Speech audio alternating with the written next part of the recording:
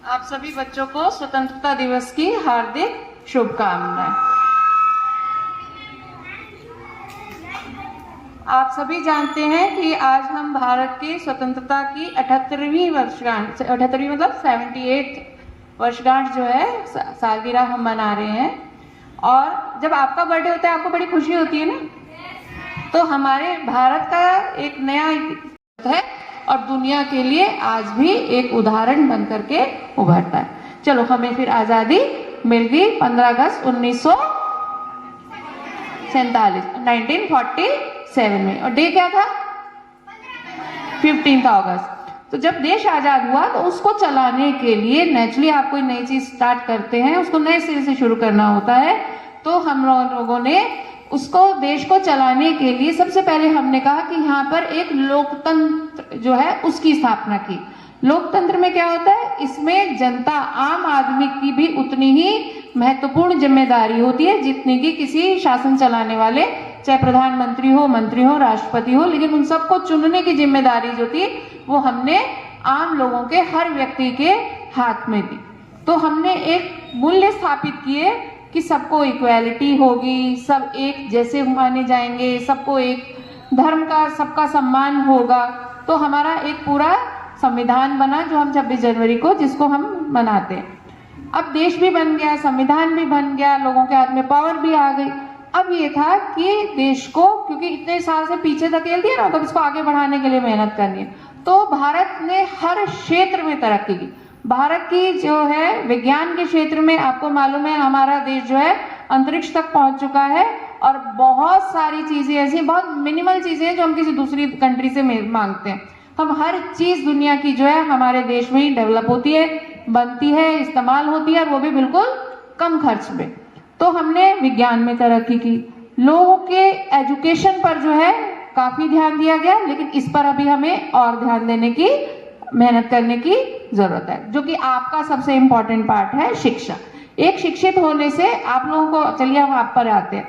शिक्षित होने से क्या होता है, हम बाकी के जितने एस्पेक्ट्स हैं ना, चाहे हमें किसी क्षेत्र में अनुसंधान करने हैं, जो अनुसंधान हो गए हैं उसके ऊपर कार्य करना है, नई रिसर्च करनी है, ये सब कुछ हमारे साथ क्या सही हो रहा है, हमारे साथ क्या गलत हो रहा है, ये सब जानने का एक ही रास्ता है, जरिया है, वो है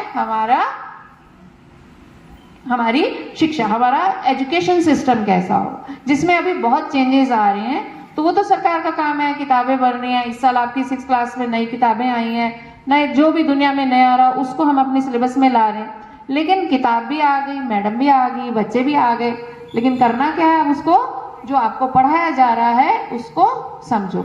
आप कहते हैं हम हिस्ट्री क्यों लगा देते हैं, ज्योग्राफी क्यों लगा देते हैं? इन सारी चीजों से आप सीखते हैं कि पीछे हमें क्या क्या मेहनत करी, क्या क्या किया, और हमें आगे का इतिहास बनाना। आज हम कुछ करेंगे, आने वाले समय हम इतिहास में गिने जाएंगे। हमारे समय, हम कहेंगे ना 2024 में आप लोगों का स्टडी का टाइम क्या है, 2012-15 से आप पढ़ रहे हैं, 17-18 से पढ़ रहे हैं, और अभी आप पढ़ेंगे 2024-26 या 28 तक पढ़ेंगे। तो इस समय के दौरान के देश के बच्चों ने क्या अपना योगदान दिया, तो वो आपके ऊपर अब जिम्मेदारी है। फिर जो आज आप पढ़ोगे, अच्छा पढ़ोगे, सही गलत समझोगे, उसके ऊपर मेहनत करोगे, शिक्षा के द्वारा जानोगे दुनिया में क्या हो रहा है, हम कहाँ पर पिछड़े हुए हैं, हमें आगे क्या तरक्की करनी है, नई नई खोज कैसे करनी है, जो खोज हो गई है उसको मेंटेन कैसे करना है। तो हम जो आज करेंगे, आने वाले समय में हम लोगों के लिए एग्जाम्पल बनेंगे। हम ये नहीं कह सकते पीछे का काम हमारे पूर्वजों ने कर दिया, आगे का काम अभी हमारे मम्मी पापा कर रहे हैं, स्कूल में मैडम कर रही है, ऑफिस में सब अंकल लोग कर रहे हैं, देश को प्रधानमंत्री चला रहे हैं, मंत्री चला रहे हैं। तो आप कहाँ स्टैंड करते हो? ये सब कुछ जो बड़े लोग अभी सब कर रहे हैं, आने वाले समय में किसने करना है? आप लोगों ने करना है। तो आके अचानक बड़े होकर के सब तो सीख नहीं जाओगे ना कि अब हम बड़े हो गए, अब सब कुछ आ गया।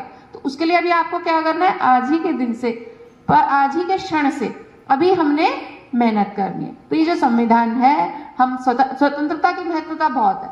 आप आजादी को फील करते हो ना, आप अपने स्कूल में आप आजाद है, आप अपनी क्लास में जाते हो, मैम को जो प्रॉब्लम होती है आराम से बोलते हो, जो समझ नहीं आता पूछते हो, घर में मम्मी को भी अपनी बात कहते हो, तो आप आजाद हो कि आपके ऊपर कोई रिस्ट्रिक्शंस ऐसे नहीं है।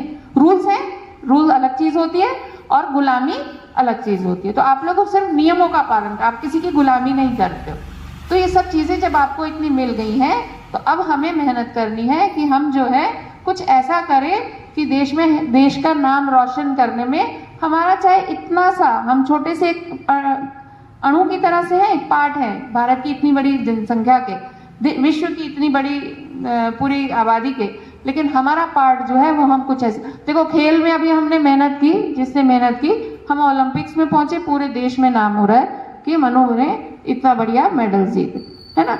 हम स्पोर्ट्स में अपना नाम कमाते हैं, हम चिकित्सा के क्षेत्र में हमारे दुनिया के लोग हमारे डॉक्टरों को अपनी कंट्री में बुलाते हैं कि यहाँ आकर के इलाज करो, क्यों? क्योंकि हमारे से ज्यादा अच्छे चिकित्सक आपको कहीं नहीं मिले।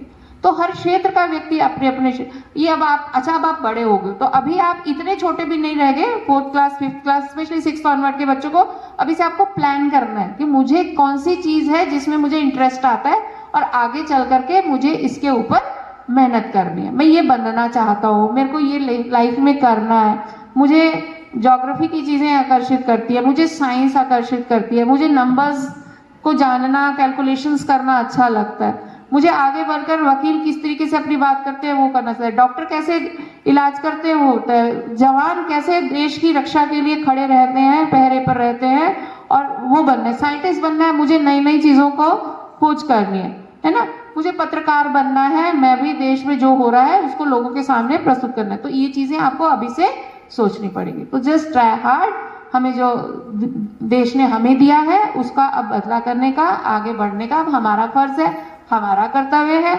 तो जी जान लगाओ। ये जो हर समय खेलने का मन करता है ना, थोड़ी देर खेल लोगे, परसों खेलोगे, याद नहीं रहेगा कि मैंने कल क्या खेला था, आज क्या खेला। लेकिन जो आज मैडम क्लास में पढ़ाती है, साल के आखिर में एग्जाम लेती है, आपको याद रहता है मैम ने इस चीज के बारे में हमें ये बताया। तो ज्ञान जो है वो आपको सारी उम्र के लिए आपकी संपत्ति बन जाती, वो आपको एक ऐसी चीज है जो आपसे कोई छीन नहीं सकता।